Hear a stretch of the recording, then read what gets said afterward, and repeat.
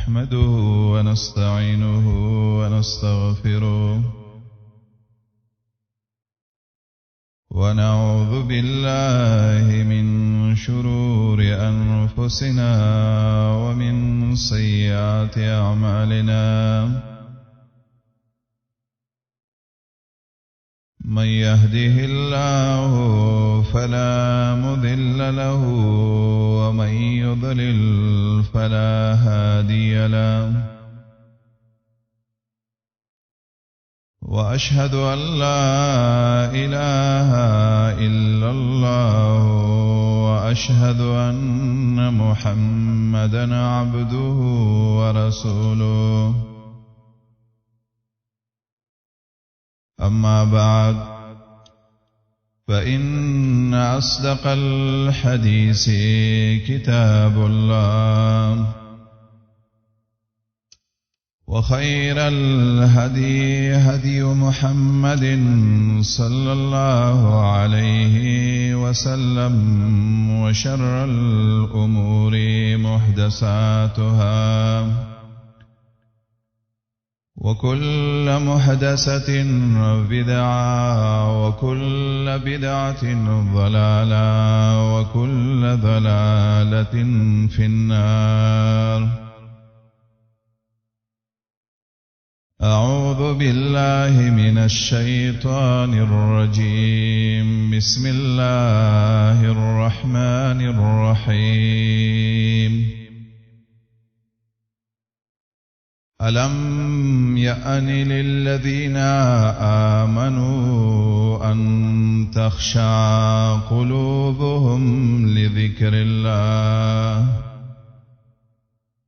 وما نزل من الحق ولا يكونوا كالذين أوتوا الكتاب من قبل فطال عليهم الأمد فقست قلوبهم وكثير منهم فاسقون. وقال تعالى يوم لا ينفع مال ولا بنون إلا من أتى الله بقلب سليم. وقال تعالى فويل للقاسية قلوبهم من ذكر الله.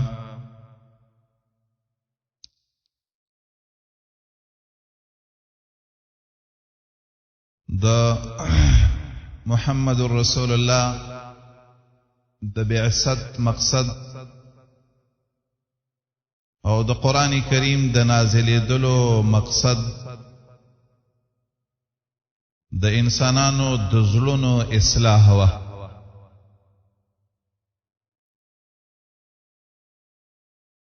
چې د انسان زړه برابر شي دا اهم مقصد د الله د کتابو او دا یو اهم مقصد د محمد رسول الله دراتللو صلی الله علیه وسلم. د ټولنا لوی رحم د الله په بنده باندې هغه دی چې الله د انسان د زړه په دین باندې برابر کړي. چې کله د یو انسان زړه د الله په دین برابر شي د هرې نیکی کول ورته آسان وي، د هرې بدۍ نه ځان ساتل ورته آسان وي، د هر چا سره چې مینه کوي نو د الله د پاره کوي، د هر چا سره چې بغض کوي نو د الله د پاره کوي. هر یو نیک عمل چې کوي د په عمل کې یو اثر وی چې هغه د هغه چا په عمل کې نه چې د الله نه یریږي او د الله نه زړه برابر شوی د الله په دین باندې نه. د قرآن نه چې منګه ګورو د احادیثو نه چې ګورو زړه هغه یو اندام دی د انسان په بدن کې چې د ټولو نه اهم عبادتونه چې دي دا د زړه دي او د شیطان لوی هدف لوی مهنت دی چې د انسان د زړه به زه څنګه خراب کړم او د زړه د خرابېدلو د وجې نه د انسان هر یو عمل ته نقصان رسیږي. په نن خطبه کې انشاءالله مختصر طور باندې دوه خبرې کوو. یو خبره داسې ده زما او د ستا زړه د دې د سمېدلو د دې د جوړېدلو به څه طریقې او څه سببونه به چې ما او تا د خپل زړه سم کو او د الله په دین باندې خپل زړه منور کو. او دویم د ځان د پوهه کېدلو لپاره لږ واقعات به واورو د داسې خلکو چې د چا زړونه سم وو چې د هغې د اعمالو څه اثراتو او هغې په دې عالم کې په کومو مرتبه باندې ژوند تېر کړی او د داسې خلکو لږې واقعات به واورو. دا اوله خبره دا اول نه خو ذهن کې دا خبره کېده وه که زړه دې سم نه وي که نه الله داسې خلکو ته په قرآن کې خیري کړي داسې خلکو چې د چا زړه د الله په دین باندې برابر شوی نه وي. الله په قرآن کې وایي فویل للقاسیة قلوبهم من ذکر الله. الله وی هغه انسان د تباشی چې د هغه زړه باندې د الله د ذکر اثر نه کیږي او زړه داسې سخت شوی. الله وی چې ستا د زړه داسې خراب شوی دی چې د الله دین بیانېږي د الله ذکر کیږي او ستا په دې زړه باندې اثر نه کیږي. الله هغه انسان ته خیرې کوي. الله وی داسې زړونه خو دې تباه او برباد شي. الله فرمایي دې خبرې ته که ما او ته اول نه سوچ وکړو خپل زړه ته دې کله سوچ وکړه چې ستا زړه چې د الله ذکر کیږي ستا په دې زړه باندې اثر کوي که نه کوي. که ستا زړه د الله د ذکر نه اثر نه قبلوي الله فرمایي فویل للقاسیة قلوبهم من ذکر الله. ستا دا زړه دې تباه او برباد شي چې ستا په زړه باندې د الله د ذکر اثر نه کیږي.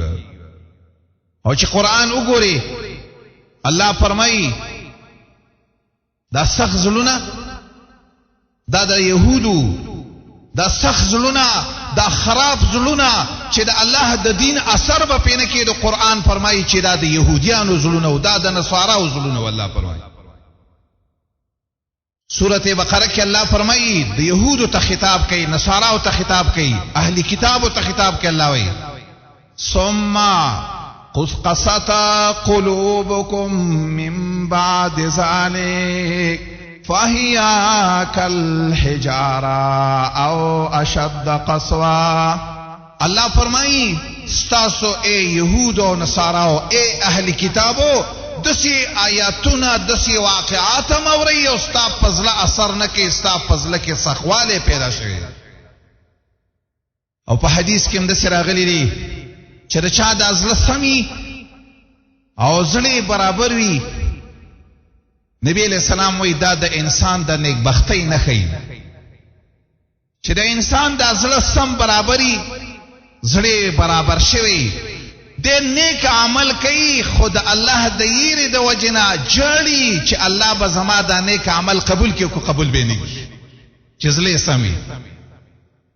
الله سورة مومنون کې وایي د خو خلکو په باره کې داغو نښه داسې ده والذین نیک خلق خ خلق داغی صفتونه داري اذا اتوا ما اتوا وقلوبهم وجلا. نیک عمل کوي زړی یریږي چې زما رب زما نیک عمل قبول کوي او قبول به نه کوي. مقصد مې داو د ټولو نه اهمه خبره د زړه ده.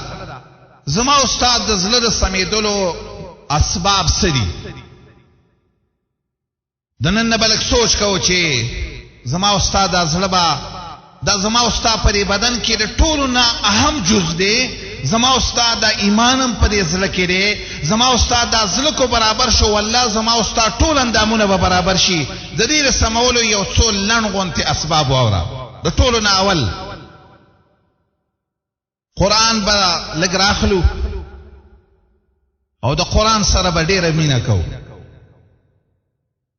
د قرآن تلاوت به کوو په قرآن باندې به ایمان راوړو د قرآن کریم درس و تدریس به کوو د قرآن کریم معنا به زده کوو د قرآن کریم تبلیغ به کوو د قرآن کریم حاکمیت به غواړو د قرآن کریم د هغې عزت به کوو د هغې دا ټولې خبرې چې زما او ستا په زړه کې راغلې د قرآن داسې یو عجیبه غوندې کتاب دی چې د دې قرآن سره دا تعلق زما او ستا پیدا شو د ټولو نه قوي طریقه زما او ستا د زړه د اصلاح چې دی نو هغه د قرآن سره تعلق دی بس او دیو جن علماء فرمای هر هغه څوک چې هغه د خپل زړه اصلاح غواړي او د قرآن سره تعلق نه ساتي د قرآن تلاوت نه کوي د قرآن درس او تدریس ته نه کینی د قرآن معنا نه زده کوي د قرآن باندې عمل نه کوي د قرآن تبلیغ نه کوي دا خبر یاد ساته ټول عمر به تیر شي خو ستا زړه به ګورې سم نشي په دې خبره ځان پوهه کوي دا په قرآن کې شته قرآن کریم کی سورت یونس کے اللہ فرمائی یا ایوہ الناس قد جاءتکم موعظة من ربکم وشفاء لما فی الصدور اے خلقو اللہ طولی انسانانو تا اللہ فرمائی دا دنیا طولی انسانانو دس یو کتاب میں در لے گلے رہے شفاء لما فی الصدور ستا پدی سینه کې چې کم زړه دی د هغې جوړېدل به ګورې په دې کتاب باندې راځي دا په بل څه باندې نه جوړېږي وایي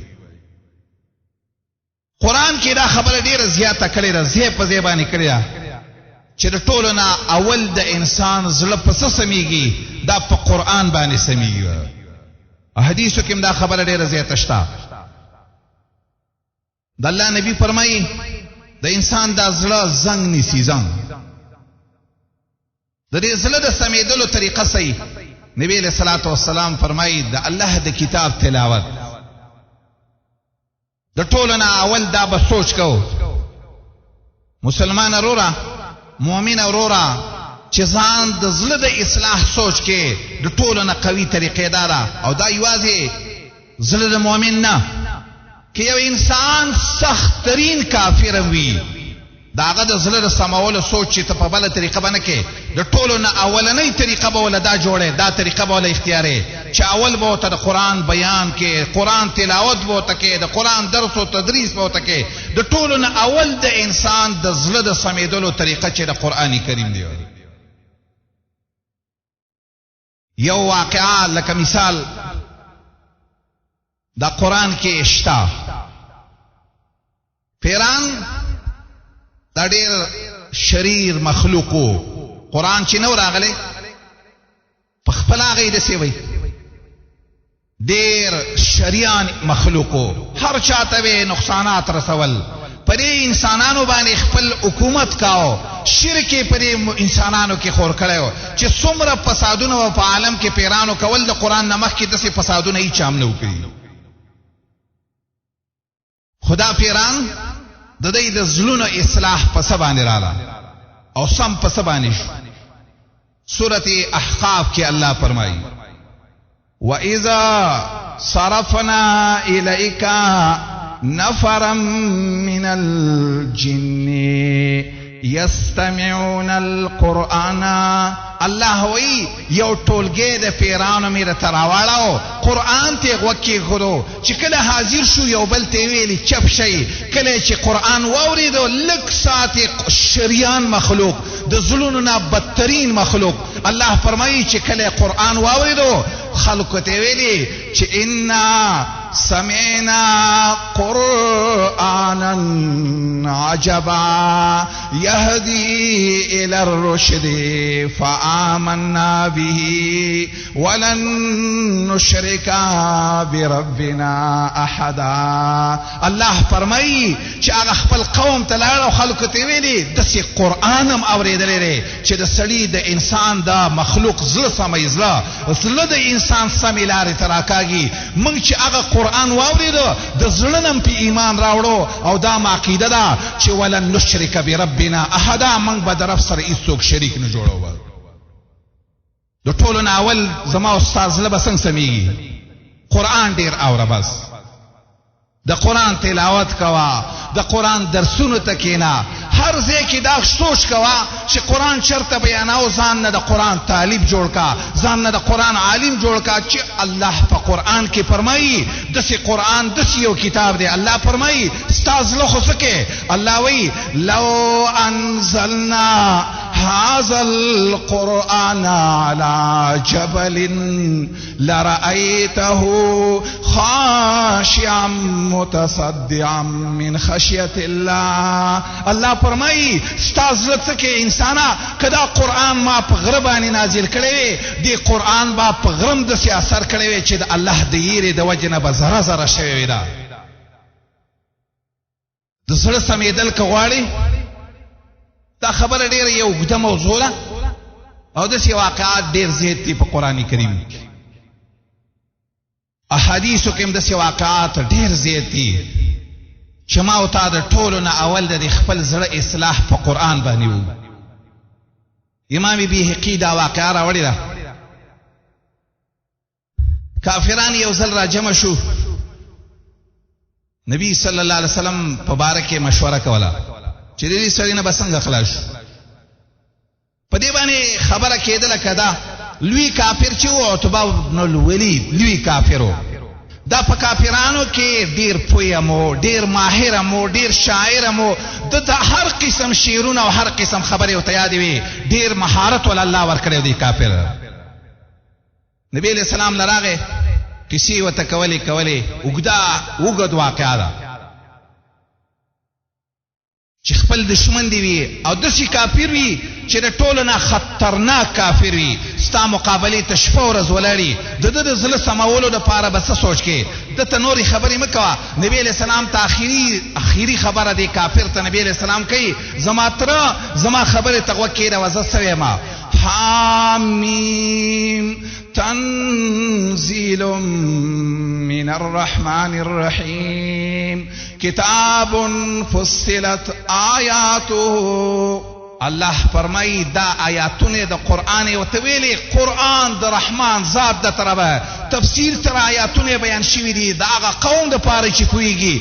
دا آیاتونه چې ورته ویل دې آیات ته چې راورسېدو فإن أعرضوا فقل أنذرتكم صاعقة مثل صاعقة عاد وثمود. کدا قرآن نه منې د زړه نه داسې تندر باد باندې راولېږي لکه سمودیانو په عادیانو چې راولېدلی. هغه کافر د رسول الله په دې خوله باندې لاس ږدي. رسول الله ته وایي د الله نه ویرېږه، د الله لحاظ وکړه چې زه تباه نه شم، زه ستا نوره مقابله نه کوم، ما پرېږده چې په روغه قرته کور ته ورسېږم. هغه کافر چې د نبي علیه السلام دې خبرې ته غاړه کېښوده او دا یې ومنله چې د رسول الله دا خوږې خبرو په شان خبرې نه، دا د څه اثر و؟ دا د قرآن اثر و. بس د ټولو نه زما مقصد دا دی چې د ټولو نه اول به زما او ستا زړه سمیږي. پسه ډېر سوچ وکړه، د قرآن سره ډېر تعلق جوړ کړه. بس سورت حدید کې الله ډېره ناشنا خبره کوي. مؤمنه ستا په دې زړه کې به عاجزي څنګه پیدا کېږي؟ ستا د زړه به سمیږي څنګه؟ ستا په دې زړه کې به د ایمان نور څنګه ولیږي؟ الله په قرآن کې مؤمنانو ته وایي یا مؤمنه ألم يأني للذين آمنوا أن تخشع قلوبهم لذكر الله وما نزل من الحق. الله فرمایي یا مؤمنه پتا باندې تر اوسه پورې داسې ټیم رانغی چې د قرآن د اورېدلو د وجې نه ستا په دې زړه کې عاجزي پیدا شي. مؤمنه تا د اوسه پورې داسې قرآن وانه اورېدو داسې عجیبه خبرې دی هغه کتاب چې الله د اسمان نه نازل کړی دی د دې په وجه باندې ستا د اوسه پورې د دې زړه اصلاح ونه شوه عبدالله ابن عمر به چې دا آیات واورېدو عبدالله ابن عمر به چې دا قرآن دا آیات واورېده وی به ویل بلا یا الله ستا کتاب هم واورېدو ځکه م په زړونو کې عاجزي پیدا شو یا الله د انسان د زړه د سمېدلو اولنی سبب د ټولو نه لوی سره د الله د کتاب سره تعلق ساتل دویمه خبره ما او تا به دویم په څه سمیږو زما او ستا د زړه اصلاح به دویمه په څه راځي د الله ذکر لږ ډېر کوئ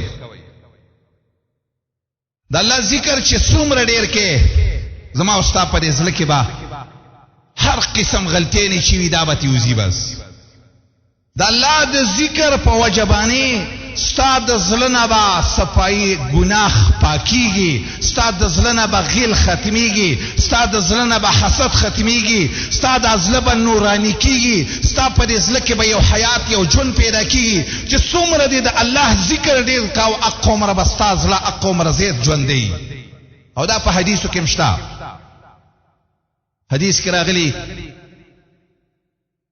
نبی علیہ الصلوۃ والسلام فرمایي هغه انسان چې د الله ذکر کوي د مثال د ژوندۍ دی او کوم انسان چې د الله د زړه ژوندۍ دی بس کوم انسان چې د الله ذکر نه کوي الله فرمایي د دې انسان د زړه مړ دی بس خپل ځان ته لږ فکر وکړه دا ذکر د الله دا د دې مانځه په شان ته داسې فرض وګڼه وروره څنګه چې مونځ په تا فرض دی دقه شان په تا باندې د الله ذکر هم فرض دی د الله ذکر وایي څه ته د الله ذکر دام دی چې یا الله دا م وایه الحمدلله رب العالمین وایه دا م وایه سبحان الله دا بلکې د الله هر یو حکم د الله په دین په طریقه باندې راوړل دی ټولو ته د الله ذکر وایي بس قرآن کې دې خبرې ته ډېر زیات ترغیب دی الله فرمایي یو ځای کې چې کله دې د زړه لږ پریشانه شو او کله دې په دې زړه کې خفګان پیدا شو څنګه چل به کې دا د زړه روغوالی به څنګه پیدا کې الله دې ودو انسانانو ته وایي سورۃ رعد کې الله وایي الا بذکر الله تطمئن القلوب الله فرمای خبر شه او د انسانا زما دې خبرې ته الله وی لک توجه وکا زړه ته دا خبره کوم الله فرمای د الله په یاداش باندې صرف د انسان زړه چیرې مطمئنه کیږي بس زما استاد دې زړه اطمینان به پس راځي زما استاد زړه به پس سميږي د الله ذکر ډیر کاوه بس حدیث عبد الله ابن عمر کې راغلی رسول الله فرمایي رسول الله نه چاته پوسو کو ویل ای الناس افضل خی انسان څوکي نبی علیہ السلام وتویل کل مخموم القلب صدوق اللسان دس یو انسان چې دا غزل کې د الله یې را پکېوي صرف د الله ذکر یې پزله کې پکېوي په دې جواب باندې همیشه د پاره رښتیا وي دا انسان د هر چا نه الله ته محبوب او الله ته ګران دی سراج المنیر یو ناشنا واقعا نقل کړی چې کله ته یو انسان د زړه په ګناه باندې ویني ګناهګار دی یو انسان دته به د الله ذکر روړاندې کې پدې به سمېږي عمر رضی الله تعالی عنہ یو شرابیو مسلمانو شرابیو شراب اسکل ډیر دی خو عمر په قبضه کې نو لری او په بل ځای عمر چې کله خبر شو د داغه د ګنا نه چې دا شرابي دی مسلمان دی او شرابي دی او شراب او زړه د شراب په مینا کې سم نه نوته عمر چې د خان نه خبر شو د آیاتونه د قران د الله ذکر د سی آیاتونه او تولیکل چې هغه کې د الله ذکر پکېو د الله عظمت پکېو د الله یاداش پکېو د سی آیاتونه او تولیکل آیاتونه د دې سورته مؤمن حامیم تنزيل الكتاب من الله العزيز العليم غافر الذنب وقابل التوب شديد العقاب ذي الطول لا اله الا هو الیه المصیر. د الله ذکر پکې زور اور ذات گناہ معاف کوي، توبه قبلي، په هر څه باندې قادر لري، سزا ورکولای شي. د الله نه سوا د عبادت بل هیڅوک حقدار نشته. دا آیاتونه چې دی شرابي ولیدل، دا خطي چې ولیدو سترګو نه اوښکې به شولې، وی جړلې یا الله ما نه خو ډېره ستا په خلاف کې ستا دا داسې اسما دي، داسې ښایسته صفتونه دي، په حق ساعت یې توبه ویستله او راغی د عمر رضی الله تعالی عنه په مخ کې توبه خپله ذکر کا چې بیا دپاره به زه نور شراب ونه څکمول. د الله په ذکر باندې دا خبر یاد ساته، هر یو خبر یاد ساته چې ستا زړه به په څه باندې ژوندی کېږي. دا د دنیا په پټو کټو باندې نه ژوندی کېږي، دا د دنیا په بل شي باندې ستا د زړه اصلاح نه راځي. قرآن کې فرمایي، الله فرمایي ستا زړه به زه کله سمومه، فاذکروني اذکرکم واشکروا لي ولا تکفرون. الله فرمایي ما سم یاد کما، زه به دې یاد کمه، ستا د زړه اصلاح به الله وایي زه وکمه. بس درېیمه خبره، زما او ستا زړه به درېیم په څه سمیږي؟ شرعي علمونه لږ حاصل کړو. د ټولو نه لوی سبب، لوی نقصان د انسان د زړه ته چې رسي، دا د جهالت ته وجه نه رسي. اکثر انسان زړه ولې خرابېږي؟ زړه کې فساد ولې پیدا کېږي؟ زړه ځکه خرابېږي دی د قرآن نه دی خبر، دی د حدیثو نه دی خبر، دی د علم شرعي نه دی خبر. هغه خبره چې په کوم څه باندې د انسان زړه ژوندی کېږي هغه علم یې شرعي دی، په حدیث کې راغلی دی. یو سړی یو ځل داسې چلو شو، سر یې زخمي شو، سر یې زخمي شو په جهاد کې. ملګرو نه یې تپوس وکړو، غسل پې واوښتل، ویل ما دپاره دا اجازه شته چې زه تیموم ووام؟ ملګرو ته ویل نه، غسل د باندې اوښتي دي لامبې به. د هغه سر زخمي و چې غسل یې وکړل، هغه اوبو ته داسې نقصان ور ورساوه چې د هغې د وجې نه غریب شهید شو، وفات شو. به نبی علیہ السلام چې د دې قصې نه خبر شو، نبی علیہ السلام څه ناشنا خبره کوي.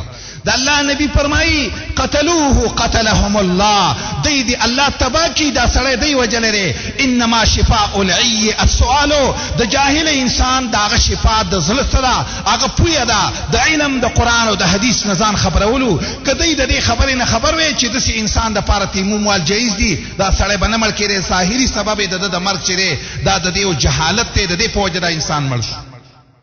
عرض دا دی زما او ستا چې څومره نقصانات دي، د ټولو نه لوی نقصان څه دی؟ ما او تا د قرآن او د حدیث د علم نه لرې یو.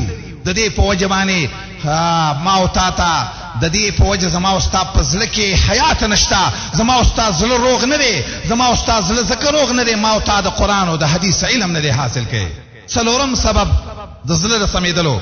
دا خبرې لږې مختصرې کوم، وروسته مې چې کوم لږ واقعات وو هغه مې لږ ډېر اهم وو چې د چا زړه سم وو، هغه خلکو قصې چې سړی واوري چې هغې خلکو زړونه سم شوي. څلورم سبب بیانوم او بیا واقعات ذکر کوم. څلورم سبب د زړه د سمیدلو حلال خوراک دی. چې د چا زړه سمیږي به کله چې انسان حلال خور وي. چې کوم یو انسان حرام خوري، د حرام خور انسان زړه چرته نه سمیږي. او دا په صحیح حدیث نعمان ابن بشیر کې راغلی رضی الله تعالی عنہ. د الله نبی فرمایي الحلال بین والحرام بین، حلال افکار دي، حرام افکار دي. بیا نبی علیہ السلام فرمایي وبینهما مشتبهات، د حلال او د حرام په منځ کې مشتبهات هم شته، ځینې د شک شیان هم شته. فمن اتقى الشبهات فقد استبرأ لدینه وعرضه. کم یو انسان چې د شک د شي نه ځان ساتي، دا انسان خپل دین هم محفوظ ساتي او خپل عزت هم محفوظ ساتي. او بیا نبی علیہ السلام وایي الا ان فی الجسد لمضغه، د انسان په دې زړه کې یو ټوکړه ده، اذا صلحت صلح الجسد كله، چې دا ټوکړه دې سمه شوه ټول بدن به دې سم شي. واذا فسدت فسد الجسد كله الا وهي القلب. نبی علیہ السلام وی هغه ټوکړه د انسان د زړه چې ټول ارتي سميږي هغه زړه دی. د دې محدثین ټول وایي داسې خبره چې دا خبره نبی علیہ السلام په دې حدیث کې ولیکي د زړه د سمیدلو د ټولو نه قوي طریقه داره چې د حرامو نه ځان وساته. حرام خور چې څوک یې کنه کم یو انسان چې حرام خوري یو نونی چې یو روپۍ یو خوراک چې مثلا یو سړی د سود یو روپۍ وخوري کنه نو یو زنا څه کې د اویا کرتې نه زنا نه چې د خپلې مور سره نعوذ بالله وکړي د هغې نه دا یو روپۍ دې خطرناکه ده.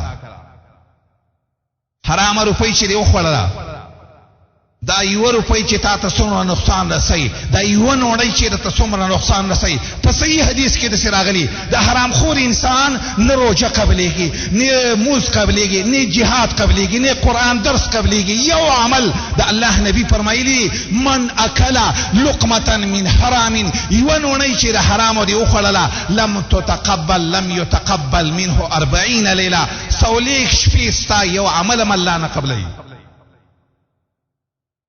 لږ غونتې د داسې خلکو چې زړونه یې سم شوي وو په قرآن او حدیث باندې دا سببونه پکې وو.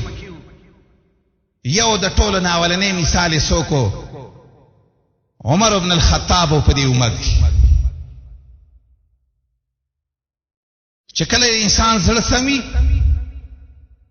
دته د نیکۍ هر کار ډېر آسان وي. د دعوت کار هر یو کار په هر څه چې کنه د چې څومره هر یو څه چې کوي ولې کوي زړه ول الله په قرآن او په حدیث سم کړی دی. د خیر سمیدلو د زړه اسباب یې اختیار کړي دي. هغې یو واقعه لږه واوره مختصره. عمر چې و چې کله شهید شو، شهید زخمی شو او د سهار په مانځه باندې ولاړ دی. د سهار په مانځه کې د مغیره غلامو ابو لؤلؤ او د هغه د لاسه په نیزه یا په توره باندې ووالی شو، 2 واره یې وله ورکړه او عمر د هغې د وجې نه زخمی شو چې کور ته یې راوړو لاسا یې نه راختلی. یو ځوان راغی عمر ته داسې ودرېدو، عمر ته مخامخ وایي ابشر یا امیر المؤمنین ببشر الله، زیره قبول کا د الله زیره قبول کا تا د پاره جنت ته خپکیږه ما یا امیر المؤمنین خپکیږه ما د الله زیره قبول کا. د الله زیره د زویل ذکر در کومه پتا کې یو څو کمالات دي. یو کمال د فقیدار من صحبت رسول الله د چا صحابي د رسول الله. پم وقدم الاسلام ما علمتا د اسلام د ټولو نه مخکنو مسلمانانو کې تشمارېږي. دریم ثم ولیتا، دریم حاکمیت ته الله درکو. څلورم ثم عدلتا، عادات الله د عدالت درکو. د چې عدالت ول الله ورکړو چې هغه د عدالت یو قسم ما او ته حیرانه کوي. بیا او ته وایي دا خبره چې توکل لري چې د چا زړه روغي په قرآن او حدیث باندې دا خبرې چې ول هغه سړي مخامخ ول دا صفت وکړو. عمر سوي عمر وی وددتو ان ذلك لي كفافا لا لیا ولا علیا. زما خو بل طرف ته داسې ارمان دی چې الله ما سر برخلاص کی، مال لري ثواب نه راکوي، خو ما چې الله چرته ونیسي زه د الله نه ډېر یېرېږم. په دغسې حال کې داسې کار یې کړی، دومره د نیکۍ کارونه یې کړي، زړه دومره روغو چې وی الله ما سر برخلاص کی، د الله مال لري ثواب نه راکوي خو چې د جهنم نه مې وساتي. وی خدا سړی د هلک چې روان شو نوجوان زړه روغ دی، روغ زړه والا، زخمی دی په بدن، وینه ترې روانه ده، هر قسم تکلیف سره مخامخ دی. دا نوجوان چې لږ داسې لاړه د دې نوجوان پنسۍ د پړکو نه ښکته وي، د ځمکې سره یې خپلې پنسۍ لګېدلې. چې د چا زړه روغي هغه د الله د دین په هر وخت کې سوچ کوي. بس عمر خلکو ته ویل دا ردو علیه الشعبه، دا نوجوان بیرته زما خواله راولئ. چې بیرته یې وله راوست ویل یا غلامه ارفع ثوبک، دا پنسۍ دې لږ چوتې کا، دا لنګ دې لږ چوت کا، فانه انقى لثوبک واتقى لربک. دا ستا کپړه به پاکوي او ستا د رب نه د تقوا لویه ذریعه ده چې د انسان پنسۍ او پړکي نه ښکته نه وي. د الله نه چې لویه تقوا څوک کوي د هغې دپاره شر دا دی چې د ده پنسۍ د پړکو نه ښکته نه وي. ستا د رب د تقوا قوي ذریعه ده. دا به تا ته حدیث معلومي چې څوک منکر ویني ګناه ویني او دا ګناه په درې طریقو باندې بنه نکي، یا یې په لاس منع کا، یا یې په ژبه منع کا، یا یې په زړه کې د دې د مدلولو. او محمد رسول الله فرمایي که دا ګناه دې ولیدله او په دې دریو کارونو کې تا څوک د ګناه نه منع نه که، د الله نبي فرمایي زړه دې دومره مردار او بیمار دی ولیس وراء ذلک ایمان خردل، د دې انسان په زړه کې د شړشم د عمره دانې عمره ایمان هم نشته چې ګناه یې نه او د ګناه د بدلولو سوچ نه کې. ستا زړه دومره خراب شوی دی، زړه چې د چا جوړي په قرآن او سنت باندې د هغې مثال څوک یې عمر بن الخطاب. ته اوس کله ځان ته سوچ وکړه، زه دې ځان ته سوچ وکړم ما او تا څومره ګناهینو. عمر شهید کېدو سای ختله او په هغه د زړه روغ و د زړه. یوازې دا واقعه نه ده چې کله سړی په زړه روغي هغه داسې عدی ابن ارطاط وایي، عدی ابن ارطاط صحابه د زړه نه روغ و ډېر زیات. کان رجل من اصحاب محمد صلی الله علیه وسلم اذا زکیا، چې اصحابو د رسول الله کې بچا د چا صفاتو کو پلان کې ډېر ښه سړی دی، مخامخ به چې ول چا صفاتو کو صحابه به په دې څه به ویل یا الله د زما صفاتو کو ما او تا د زړه بیماران یو، زما او ستا په زړه کې نقصان دی، زما او ستا چې څوک مخامخ صفاتو کې ما او تا پیچوتیږو پرې باندې، ما او تا پرې باندې خوشحالیږو. کله کله خلک څوک چې چا په باره کې نظمونه وایي شعرونه وایي، کله کله ولا خلک هغه لا په مدح کې او په شکر کې انعام هم ورکوي خلک. خو صحابه د رسول الله په دې خبره خفه کېدل ولې؟ څوک چې ستا مخامخ صفت کوي په دې خبره پوه شه. د الله نبی فرمایي چا چې د چا مخامخ صفاتو کو داسې د هغه څټې مات کو، د هغه دین ته نقصان ورساو. او قرآن کې الله د دینه منع کړی وه، احادیثو کې رسول الله د دینه منع کړی وه. خو صحابه به چې چا د چا په د هغه مخامخ صفتو کو، صحابه به څه ویل چې افرین شه مزیدار نظم دې زما په باره کې وه یا زما دې صفتو کو. صحابه به داسې دعا کوله اللهم لا تؤاخذني بما يقولون واغفر لي لما لا يعلمون. زما ربا صفت می دو کو، زما ربا ما په دې مرانیسا، یا الله تا ته زما ګناهونه معلوم دي هغه راته معاف کا. دا د غلطی ده چې زما صفت کوي مخامخ. هر لحاظ سره صحابه ډېر روغو، یوازې صحابه نه د دې امت چې کم خلک په قرآن او حدیث باندې اصلاح شوي وه زړونه یې سم شوي. عامر ابن سعد وایي زما پلار سعد ابن ابي وقاص په غره کې اوښان څرول، ګړې بزې څرول، ګړې بزې وڅرولې. زوی راغی په سورلۍ سور دی، د زوی نوم یې عمر ابن سعد و.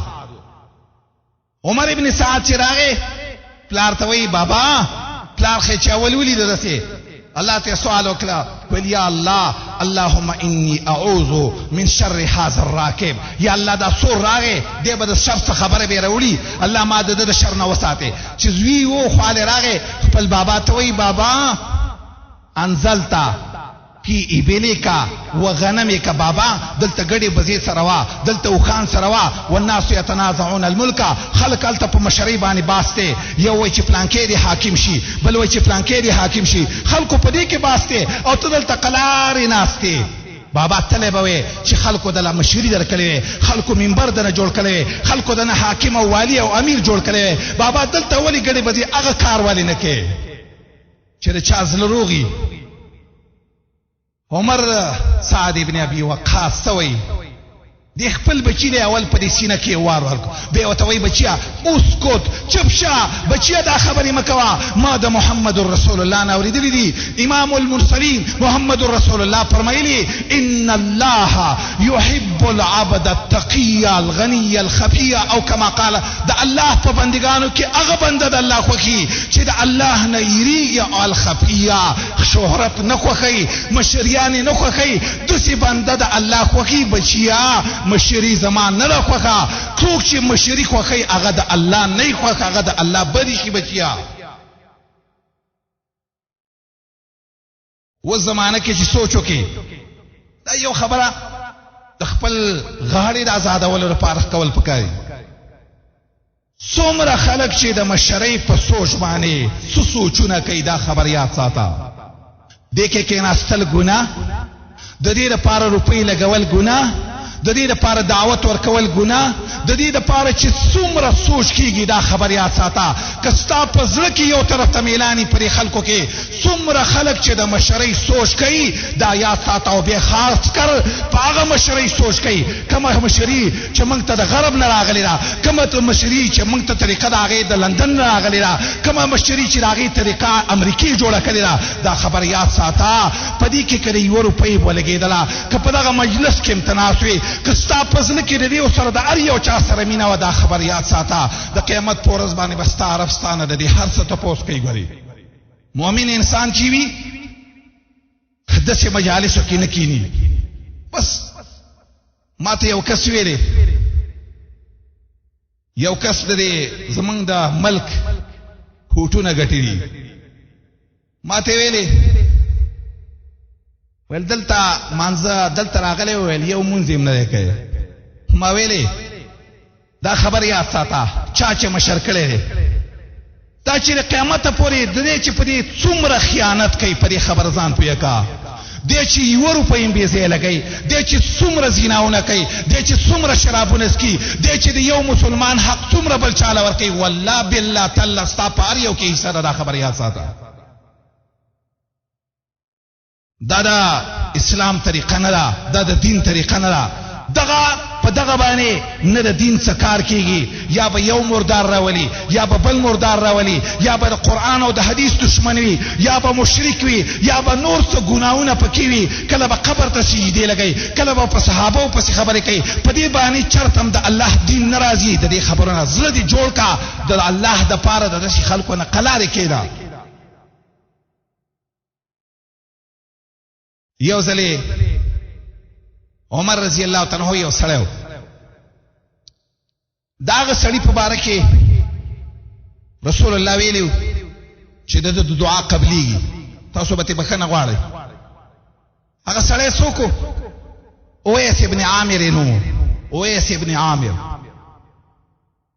اویس ابن عامر دا تابعي دی، خو په تابعینو کې د ټولو نه بهتره تابعي دی. دومره بهتره تابعی دی اویس ابن عامر چې د الله نبی فرمایي که چا ولیدو داسې دی ورته وایي چې ماله د الله نه بښنه وغواړه. اویس ابن عامر عمر چې ولیدو ویل ته اویس یې؟ هغه ویل ویل ستا په بدن باندې برګی و؟ ویل ټولې کیسې په حدیث کې دا ټولې خبرې شته.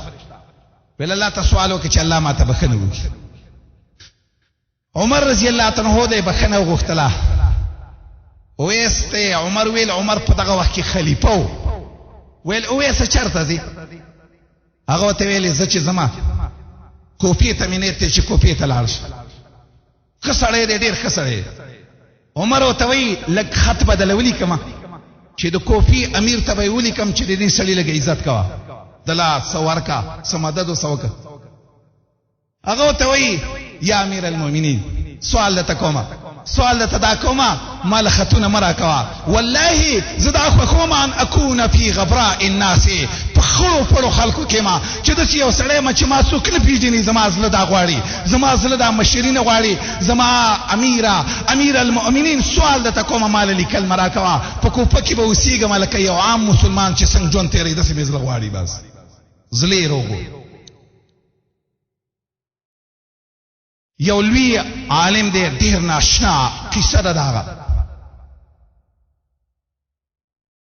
بشیر ابن الحارث نوم دی. دا د ده یو ملګری و. یو ځل یې ورته سوال وکړ، ویل زه درته سوال کوم، سوال درته دا کومه چې زه به درسره یوه ورځ ستا سره ځان له تېره کوم، ستا سره به یوه ورځ زه ځان له کښېنم چې ته ځان له څه عبادتونه کوې. هغه ورته ویلې صحیح ده، بس تا ته اجازه ده چې یو ځل زما خواله ځان له ورځې له راشي. شاګرد یې وایي دا ملګری یې وایي بشیر ابن الحارث چې خپلې خیمې ته ننوت، زه پسې ورننوتلم، په مانځه باندې ودرېدو، خو په ما پوه نه شو چې دا زما شاګردم په ما پسې راغی. چې راغی دی په مانځه ودرېده، څلور رکعته مونځ یې وکړو، څه عجیبه مونځ یې وکړو. وایي زه خو هغه شان مونځ نشم کولی. وای په سجده چې پریوته په سجده چې پروتو زړه روغ دی زړه چې سجده باندې پریوته الله ته دعا کوي په سجده کې یا الله اللهم من تعلم فوق العرش زما ربا هغه ذاتي چې د عرش د پاسه تا ته دا خپته دی یا الله زما ذلت د دنیا خوښ دی په نسبت سره شرافت د دنیا ته یا الله تا ته پته ده چې د دنیا غریبي می خوښه ده الله په دنیا په مالدارۍ په نسبت باندې یا الله تا ته پته ده د عرش د پاسه ذاته تا ته دا پته ده چې ستا په مینه باندې زه د دنیا یو شیلم ترجیح نه ورکوم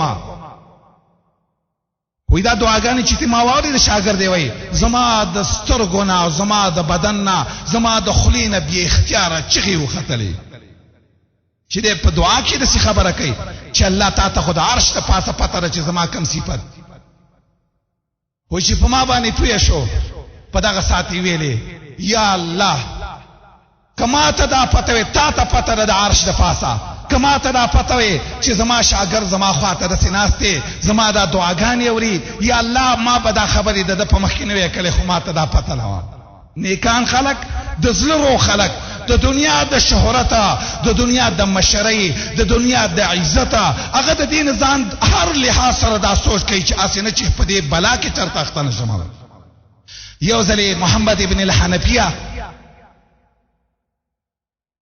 یو ځلې د پلار نه تپوس کوي بابا څوک په خلکو کې ډېر ښه د رسول الله نه رسول څوک ښه سړی دی پلار یې ورته وایي ابوبکر ویل بابا وروسته پکې څوک ښه سړی دی ویل عمر بیا وایي پلار ته مې ویل چې دا دریم نمبر به ته یې ما ویل چې عثمان ونه وایي ما ته مې پلار ویلې علي ابن ابي طالب انا مسلم من المسلمین زه یو عام مسلمان ما د سیمه وایا چې زه د نور چانه غوړې ما زه د روز په لحاظ سره چې څوک روغي هغه دا خبرې نه کوي هغه همیشه لپاره دا خبرې کوي زه یو عام مسلمان ما هغه د زړه روغ مسلمان چې وي هغه مبشري نه غواړي هغه دا نه غواړي چې خلکو ته اشاره وکړي خلکي صفاتونه وکړي دا هغه هر وخت کې دا سوچي چې زما رب زمانه خوشاله یو که زما رب زمانه خپي قرآن کې الله یو ناشنا خبره کړې ده خبره وګد کی قرآن کې الله فرمایي د قیامت په ورځ باندې دا خبر یاد اوساته د چې ورځ په ما او تا پسې را روانه د چې قبر را پسې را روان دی د چې قیامت محشر را پسې را روان دی چې الله فرمایي د چې ورځ دا یوم لا ينفع مال ولا بنون الا من اتى الله بقلب سلیم دا چې ورځ دا نه بری مال پکار شي نه بری اولاد الله فرمایي صرف دا زړه روغ که زړه دی روغو خیانتونه پکې نه وو د مشرۍ وګې نه وي د چا سره پکې بغض نه وو د چا سره پکې حسد نه وو د نیکۍ مینه دی وا د الله مینه دی وا او همیشه د پاره دا سوچ کاو چې الله به زمانه څنګه رضا شي دغه یو زړه چې دی روغو په دې لحاظ څخه د الله مخې لورلې بچ به د عذاب نه الله دې زمونږ زړونه روغ کی او زمونږ په زړونو کې د اق شان روغواله پیدا کی چې الله د زړونو د اصحاب محمد کې څنګه د روغواله د زړونو پیدا کړو